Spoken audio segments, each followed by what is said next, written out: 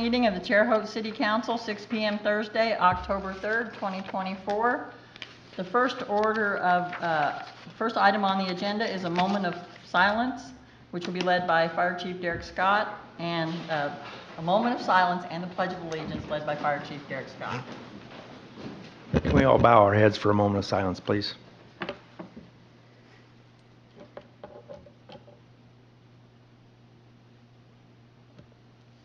I pledge allegiance to the flag of the United States of America and to the republic for which it stands, one nation, under God, indivisible, with liberty and justice for all. Thank you. Thank you, Councilman. Thank you, Chief. Michelle, can we have a calling of the roll, please? Councilperson Azar, Councilperson Boland. Here. Councilperson Chalos, Councilperson DeBon. Here. Councilperson Dingle. Present. Councilperson Hinton. Present. Councilperson Loudermilk. Present. Councilperson Nation. Here. Councilperson Thompson. Here. 7 are present, 2 are absent. At this time, we'll allow 30 minutes of public comment for items that are not on the agenda. We ask that you come to the podium, state your name and address for the record, and try to limit your comments to 3 to 5 minutes. First, we have the Vigo County CEO program.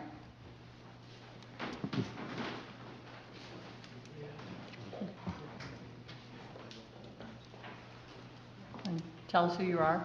We don't need all your addresses, but go ahead. Good evening. I'm Terry Bennett. I'm the facilitator for the Vigo County CEO program, and I want to thank you for allowing us this opportunity to join you this evening, and I would like to introduce you to this year's students. We have Andriele DeSantos, Lydia Shepard, Jackson Stewart, Matthew Ewing, Gabriel Reed, and Jameson Miller. All right. We are small, but we are mighty, and you will see if you've been following the CEO program. We actually started last year. CEO is not new. It's a program that actually began in Effingham, Illinois about 20 years ago. And what happened was a group of business leaders decided that they wanted to create a program that allowed the brain drain of their community to stop. They didn't want the students to be leaving once high school was over. They wanted them to stay in the community. They wanted them to be engaged in the community. And so that program took off in Effingham, and then other communities, other states have also done the same. A few years ago, many community leaders here in Terre Haute, business leaders, did the same. They met and they wanted to talk about how they could create a program and you know, we have these universities, we have these schools here in Terre Haute. We didn't want the students, once they graduated from high school or the universities, to leave. We wanted them to stay here in Terre Haute. And so after much exploring and learning more about CEO, they decided to go all in. And they have, at this time, 43 investors. They have 11 board members. We have mentors, we have students, and I'm the only paid position. But it's an amazing program. I taught in the middle schools for almost 30 years, and I enjoyed teaching, but this is a totally new experience for me. I not only get to put something in front of them and teach them something new, but I get to just give them an opportunity or an experience and let them run with it. And so putting their passions, their creativity, and the resources that the community and the Terre Haute has in front of them, they just do amazing things. And last year's group was fantastic, and this group has already shown just the same eagerness to learn and the eagerness to want to know you. Part of the reason why we wanted to be here tonight, too, is because one of the key concepts of CEO is government's impact on business. And so to show the students how what you do matters for them, if they decide they want to build some kind of small business, some kind of side hustle, some kind of bigger business, that can have an impact what it is that you do. And so they need to understand how being a part of the community is also civic leadership and being a citizen of Terre Haute. Last year we attended a county commissioners meeting, and same warm welcome. So we wanted to bring the students this year to meet you all. Got Jackson Stewart here. He'd like to talk to you a little bit about we've only been into school in school 7 weeks, and so he'd like to talk to you about that a little bit. Jackson? Good evening. My name is Jackson Stewart, and I'm a senior at Terre Haute South Vigo High School. And I just kind of want to tell you about what CEO has done for me as well as my classmates. If you were to ask me 7 weeks ago to get up and talk in front of you guys, there's no chance I would have done it. But CEO's instilled the confidence in me to be able to stand up here and talk to you guys today. And I believe all my classmates would do the same as well. The next thing I'd like to get to talk into is the networking it's provided us. We've been able to meet so many great people in the Wabash Valley, and it's really opened our eyes to see what's actually available here. And we all thought there wasn't much, but I mean, CEO has opened our eyes completely. There is so much stuff to do in the Wabash Valley, and we love it here, and we love to stay here and possibly start businesses here as well. The next thing I'd like to talk about is like the compromises that we've been able to talk about. We all bicker, but we always end up coming back together, and we all are a good group. That's what's beautiful about this program. We all come back to do what's best for the business, and that's my favorite part, in my opinion, of this. We all have our opinions, but like I said, we always come back and do what's best for us. And then the final thing I like to talk about is the opportunities that we've been able to get through the program. We actually got the opportunity to go up to Rally up in Indy, Rally Convention. We were actually able to listen to Alex Rodriguez talk to us, and that was amazing. But that's just one of the small things that we've been able to do. We do stuff like that, and then even this morning we were able to talk to Austin Leak, who's the Directors of Communications at Chamber of Commerce, and he talked about our marketing, because we're getting ready to start a class business, and he really helped us with that and opened our eyes to a lot of new things. And then I'm going to pass it to Lydia Shepard, who's going to elaborate on even more stuff that CEO has brought for us. Hi, I'm Lydia Shepard. I'm also a senior at Terre Haute South, and when I talk about CEO, it's hard to get me to stop. Even though we've only been in it for 7 weeks, it's broadened our horizon. Like he said, we came in here thinking that Terre Haute didn't have much to offer, but we've now seen how much it has to offer. We're working on this team business right now. It's our second one, and we want to take what we've seen in Terre Haute and show the community that. We want to show what it has to offer, the activities it does, and bring them together best we can. Me, growing up, I struggled with learning disabilities, and so being able to be out here and learn in a different way than the school system, I've just became more confident in my learning education and being able to know I can go out in the real world and do this. Because the connections that we've made in the last 7 weeks take some people years to make. But we've been able to make them and even come and do this tonight, which we wouldn't be able to do without this program. And it's just been amazing to be able to be in here. And I constantly hear people say, like, when I'm somebody, I'll do this. When I'm somebody big, I'll go and I'll make these connections. But this program shows that we're 17, 18-year-old students going out and making these connections because you don't have to be somebody to make them. You just have to have a heart to drive. CEO means creating entrepreneurial opportunities, and that's what we're doing. We're creating entrepreneurial opportunities for Terre Haute and for us young students to be able to learn in a beautiful way. So we would just like to thank you for being able to hear from us tonight. So thank you. Thank you. Thank you for sharing what you're doing in the community. Does anybody else have anything you want to say real quick? Is any comments for him? I just like to applaud you what you're doing. It's incredible. Come back and visit with us anytime and give us an update as to what you're doing. Appreciate it. Thank you very much. Thank you. Thank you. Next we have Donald Hyde.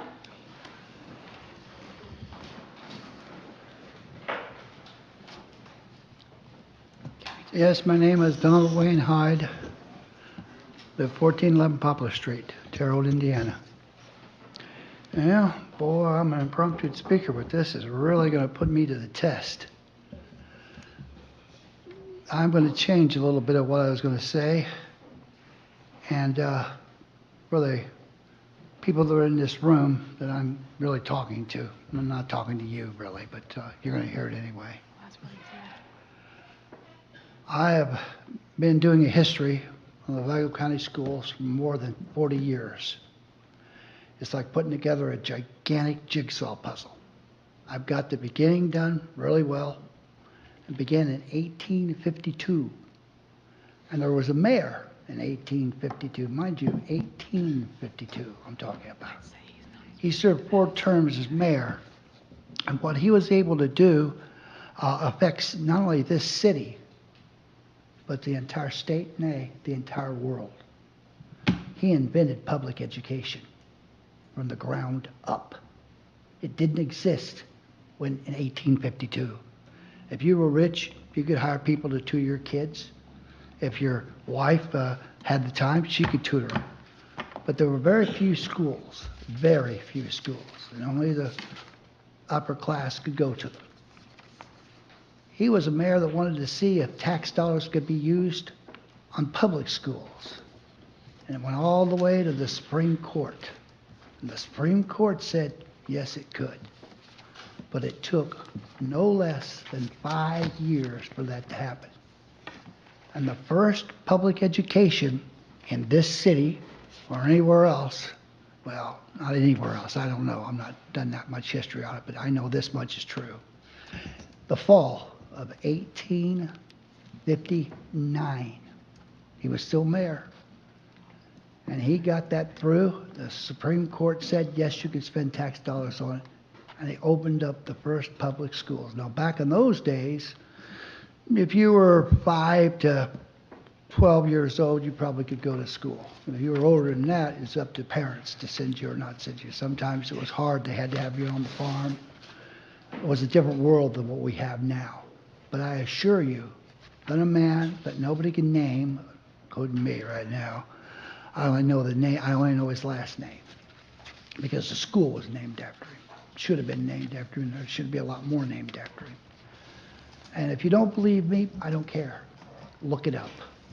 That's my challenge to you. Look it up. You'll find out that Terre Haute, Indiana, is one of the key cities for public education. Began here. Thank you. Thank you, Mr. Pike. Is anybody else that wishes to comment under public comments? I'll now close public comments. Michelle, is there any corrections to the journal from the preceding meeting? There is one. General Ordinance 12, 2024 was not listed on the agenda for the 9/12/2024 meeting. This has been corrected. Thank you. Any communications from the mayor? Good evening, Council President Bolin and members of the Terre Haute City Council. We really just have a couple of updates. First and foremost, our universities have continued to excel. Earlier this week, the NCAA Division I Cross Country National, it was announced that it will be returning to Laverne Gibson. Keep in mind the D3 National Championship is here this year, and in 2027. So that's a really good announcement for our universities.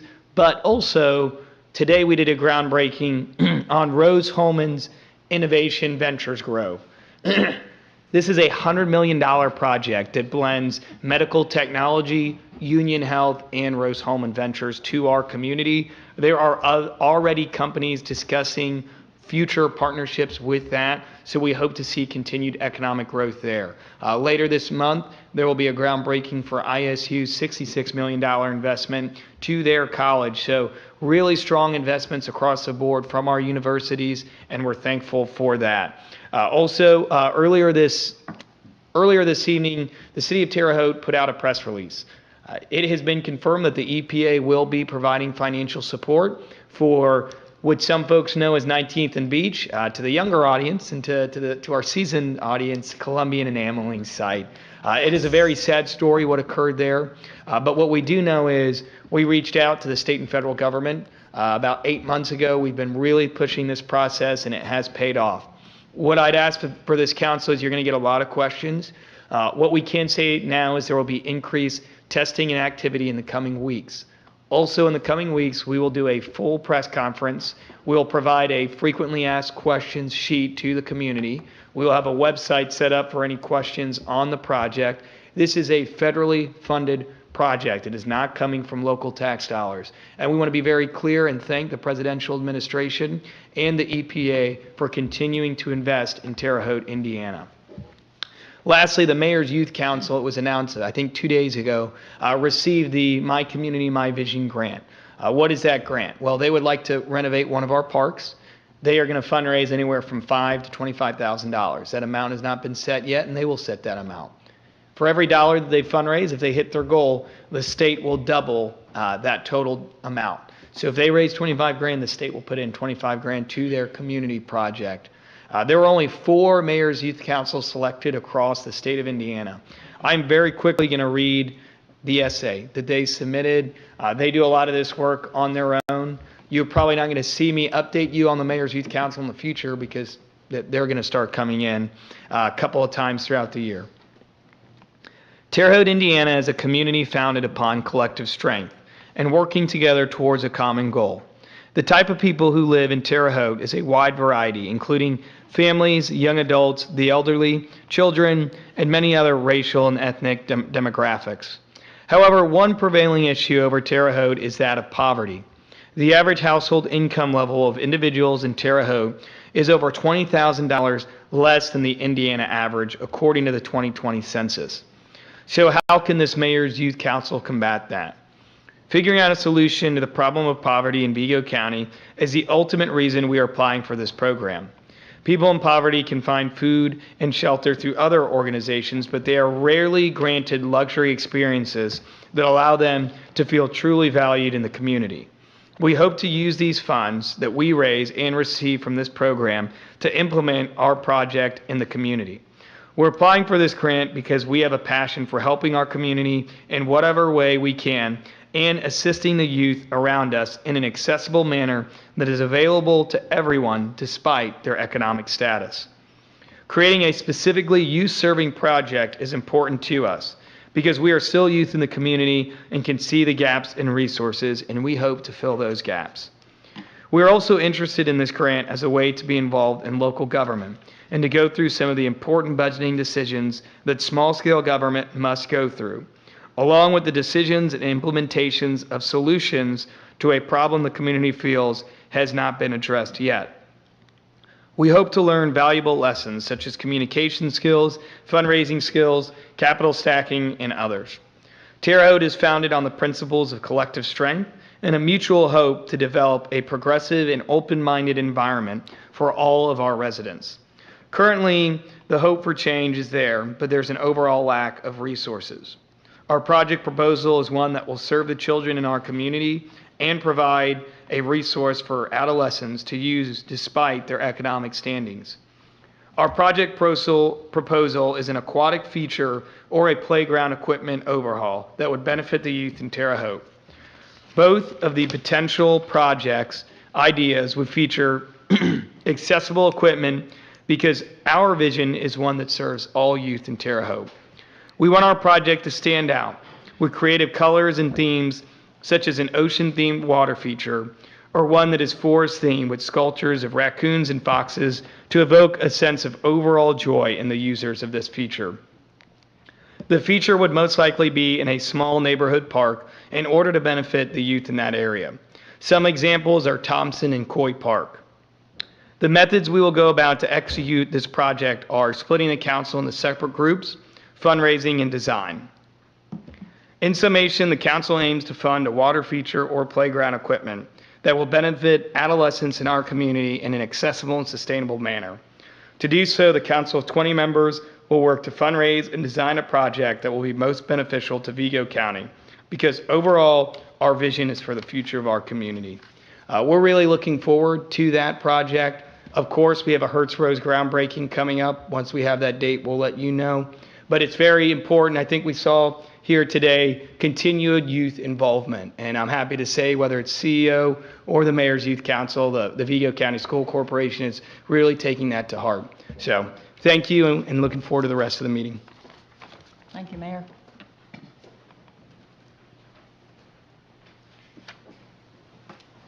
Michelle's a report from Jesse on here. Okay, reports from city officials.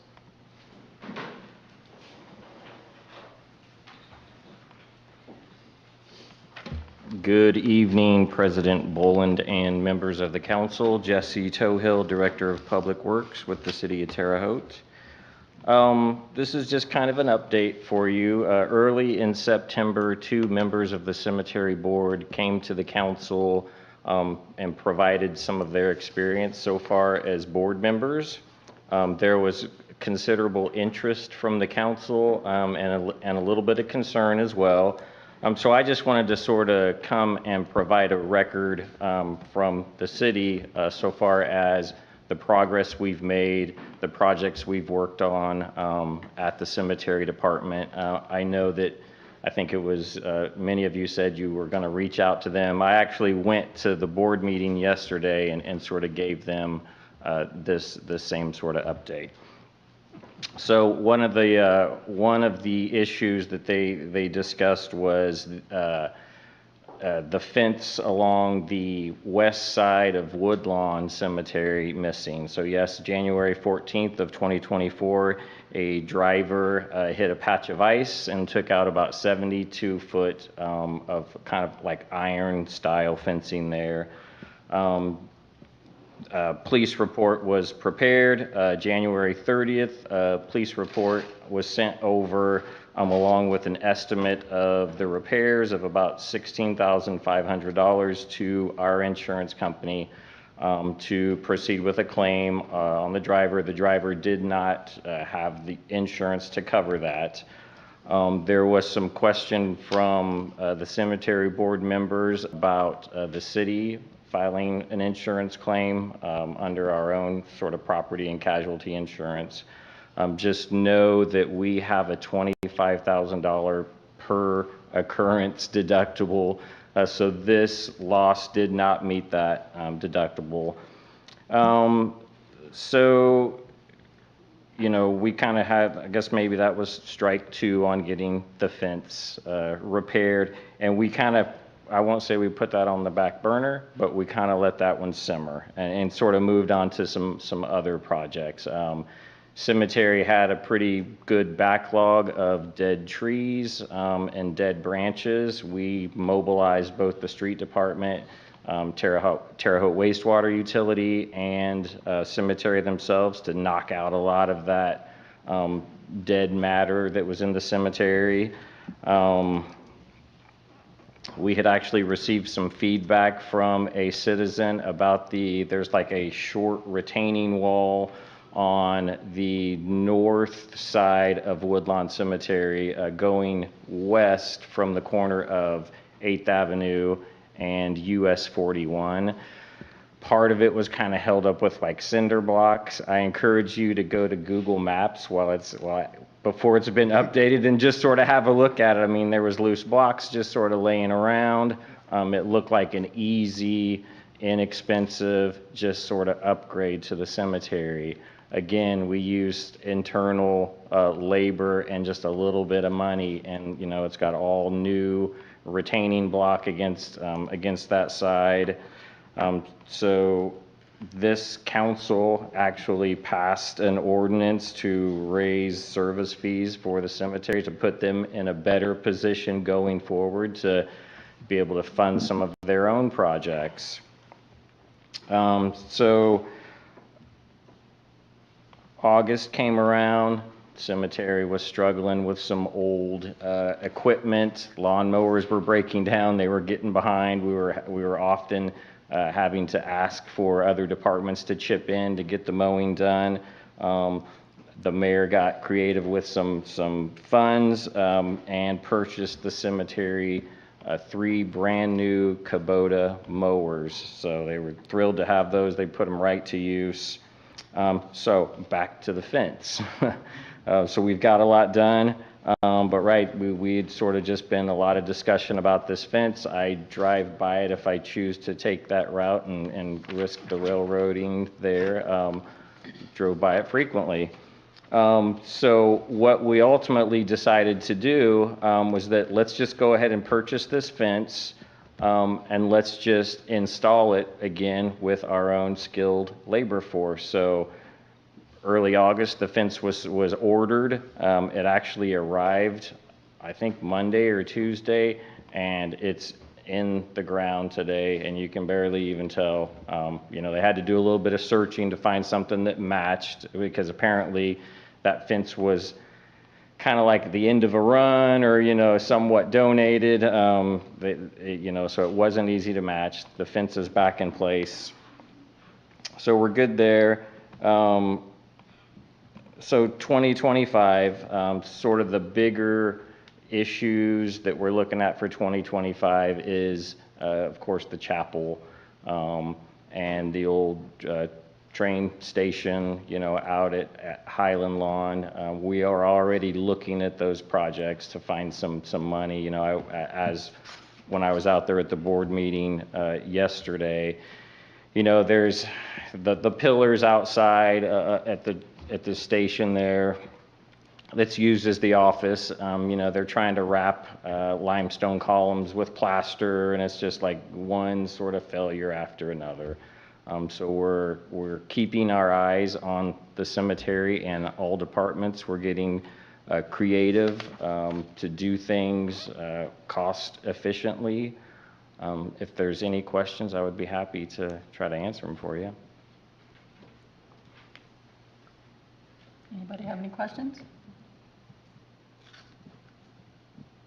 Thank you, guys. Thank you, Jesse. Thanks, Jesse. Michelle, reports from the Board of Public Works and Safety? There are none. Reports from standing committees? There are none. Reports from non-standing committees? There are none. Items previously tabled? There are none. Tax abatements for confirmation? There are none. Items on second reading? There are none. Items on first reading? Special Ordinance 34, 2024, rezoning of property located at 2 and 50 East Margaret Avenue, 2901 and 2929 South First Street, and 2900 and 2914 Arliss Street. Area the planning gave a favorable with conditions recommendation. Petitioner? Good evening, members of the council and President Boland. I appreciate you all having me here this evening. My name is Marissa Knatzer, and I'm a development director at TWG Development. So we are here today for a rezone of this parcel in order to create 120 multifamily units. A little bit about TWG Development. We are based in Indianapolis. We are a national housing developer. We're in 20 states across the country, but I oversee everything that we do here in Indiana. We submitted for funding earlier this year for this site to create some workforce housing units. For this workforce housing development, we will not be age restricted. It will be for all ages. We have included a very large number of ADA accessible units to ensure that it's livable for the 62 and up community or anyone that may have special needs. And then we also have a handful of services for 18 and up and some children as well. So I believe in the packet there should be a site plan there, 2 buildings, and then an on-site clubhouse. I'm happy to answer any questions that you may have, but that's just a quick overview of what we are planning to do at the site. Thank you. First, we'll ask for public comments on Special Ordinance 34, 2024. Well, I'm going impromptu on this. This is simple. Oh, Donald Hyde, 1411 Poplar Street, Terre Haute, Indiana. Thank you. I liked your introduction. Problem is, you left out some key points to understand. How much land do you have to build 120, 130 housing units on? Do you have enough land? And could you please tell me how you know that? Absolutely. So we have 5 acres of land at this site. Yep, 5 acres. So it does accommodate for this plus parking on site as well.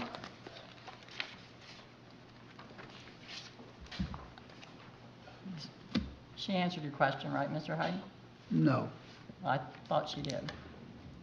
Ma'am, Mr. Hyde, you don't get to you have a... continue to grill her, so all right. thank you for your question. Thank you for the lead, but here's the thing. You need to Mr. Hyde. explain how much room each apartment's going to have for the Mr. people Hyde. to live in. It's okay, you don't have to answer. Thank you, Mr. Hyde. Public comments are closed. I'll open for council discussion. Anyone from the council have any questions? As a reminder, you have to vote to take action. Thank you, Michelle. Madam President, Councilman Nation? if there's no discussion, I move that we vote to take action on Special Ordinance Number 34, 2024. Second. We have a motion on the floor to take action on Special Ordinance 34, 2024, made by Councilman Nation, seconded by Councilwoman Hinton. All those in favor? Aye. Any opposed? We can now take action on Special Ordinance 34, 2024. Discussion. I'd like to thank you for investing in Terre Haute, and I note that you mentioned that you're going to have a lot of accessible units, and also that it's not going to be age restricted. Can you talk a little bit about, will they be income restricted? Yes, there will be income restrictions here. If you give me just a second, I can tell you what those are. So, of course, the income restrictions are updated annually. For 2024, the incomes are $34,000 to $66,000. And correct me if I'm wrong, but, or I guess just please explain how that works. Your company gets federal aid, and that offsets the cost to the client based on what their income is. Is that correct? That's correct, yes. So we apply for funding. We've put together this application package with site plans, services that we'll offer to residents, and special amenities. The state, if it meets their qualifications, then grants tax credits to this project to the developer. And so because of that funding from them to offset some of our construction costs, we maintain affordable rents for 40 years on this project. And you gave the range for the incomes of the clients. What is the range of the rent that they will pay? Yes, so currently those rents are starting in the 700s and then increase per unit size. So we have 700-ish for 1 bedrooms, 800-ish for 2 bedrooms, and then 1,000 for 3 bedrooms. And then we will accept Section 8 vouchers if tenants have those, and we're welcome to those, or just strictly out of pocket. Thank you. The addition of 120 units for this kind of housing is important for Terre Haute. And again, I thank you for making this investment. And if there's no more discussion, I move for approval of Special Ordinance Number 34, 2024. Second. We have a motion to approve Special Ordinance 34, 2024, made by Councilman Nation, seconded by Councilwoman Hinton. All those in favor? Aye. Any opposed? Special Ordinance 34, 2024 is approved. Thank you. Thank you all. Michelle, next. Special Ordinance 35, 2024, rezoning a property located at 231 Blakely Avenue. Area Planning gave a favorable with conditions recommendation. You must vote to take action. Petitioner. Madam President, members of the council, Eddie Felling, Linden Felling Law Firm. I'm here representing the Theta Xi Alumni Association. They're a Rose Hallman fraternity. They're currently located at 902 South 6th Street. They're looking to relocate out east a little bit closer to campus. The address out there is a Blakely address, but everybody can picture on Fruit Ridge, turns into Blakely right before you go over the overpass going north. There's an old schoolhouse right on the right side, east side of the road. That's the old Whittle School. Waddell School, thank you, from early 1900s. It's been empty since I can remember, and there were several different projects I know that were planned to go into that building, and I'll tell you what I'm guessing is why. These folks are wanting to put a $1.2 million investment into that facility. Upon completion, they hope to have 16 finished rooms. They will have to hard surface parking on site, which will serve 17 parking spots to serve, again, on-site parking facilities for the building. And they're hoping to get the project done within the next 18 months. So they really want to try and beat the 2026 school year. We have not heard anything from any neighbors. I'm hopeful this is a good project. As you can see, the Rose alum have been very helpful in project design, and I think it's going to be a really nice building once it's complete. Here with me tonight is, he goes by, if I may, Dr. Zach.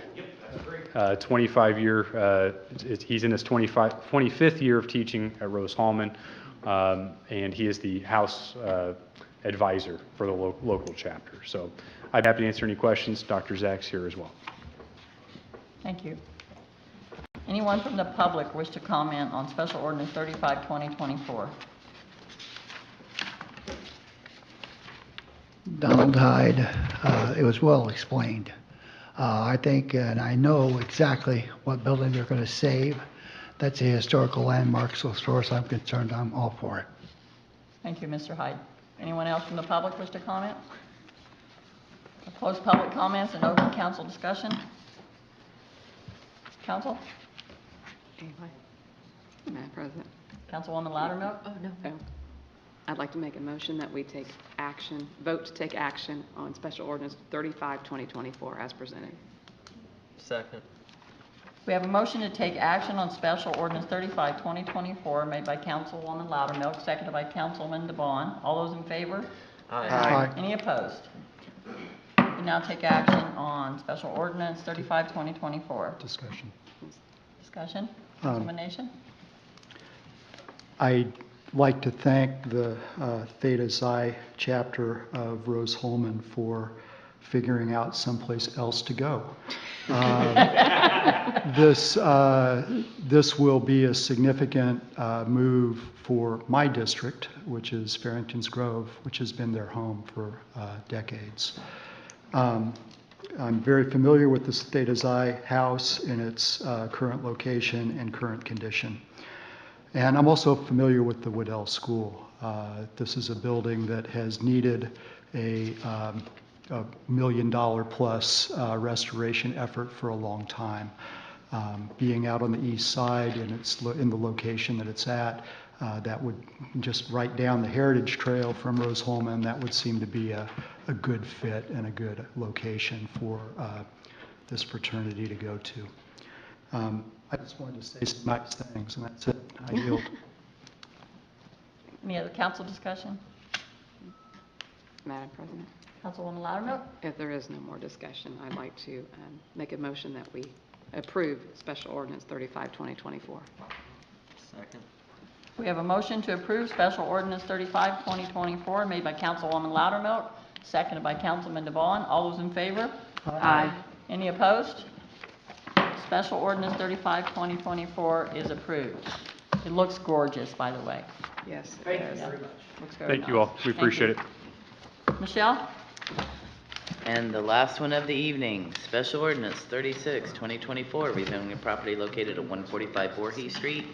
Area Planning gave a favorable with conditions recommendation. You must vote to take action. Thank you. Petitioner? Oh, there you are. Good evening, Madam President, fellow members of the council. My name is Richard Shagley, and I'm with the law firm Wright, Shagley & Lowry. And tonight I'm here on behalf of Russ Enterprises, LLC. Russ Enterprises, LLC is the owner of the property at 145 Voorhees. Russ Enterprises is in the process of selling the property to a developer. That developer would like to have this property rezoned from R3 to C4. And that request is so that the potential owner can take the old Greenwood School and rehab it into a hotel. Along with the hotel, they would also like to build new commercial on Voorhees, new retail on Voorhees.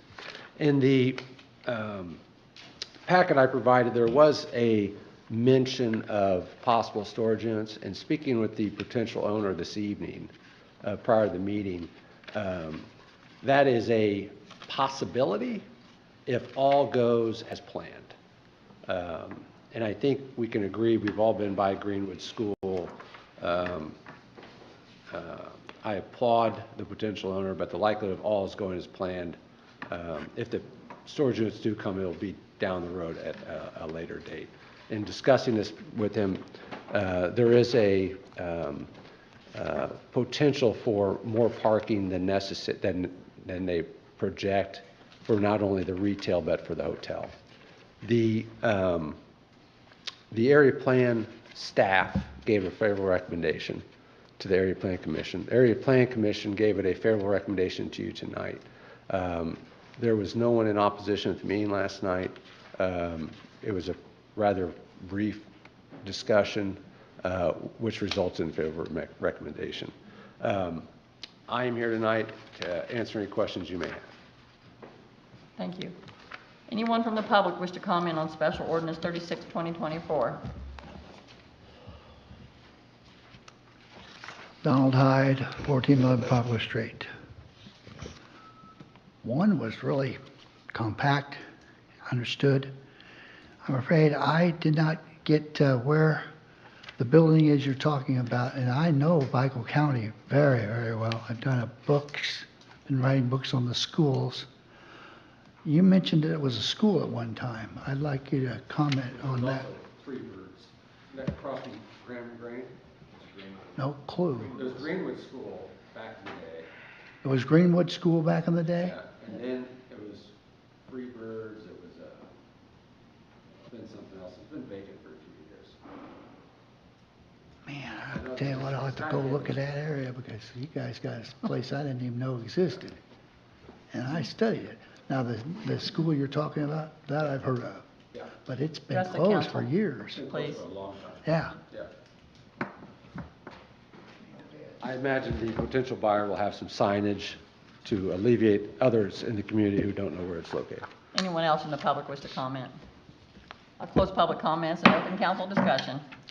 Madam President. Councilman Nation. Richard, in the petition, it says in addition to the potential for storage units, it also contemplates a hotel and retail space. Can you talk a little bit about those two facets of the project? Yeah, so the potential buyer wants to rehab the hotel into, or the school into a hotel, and then build new retail on the property.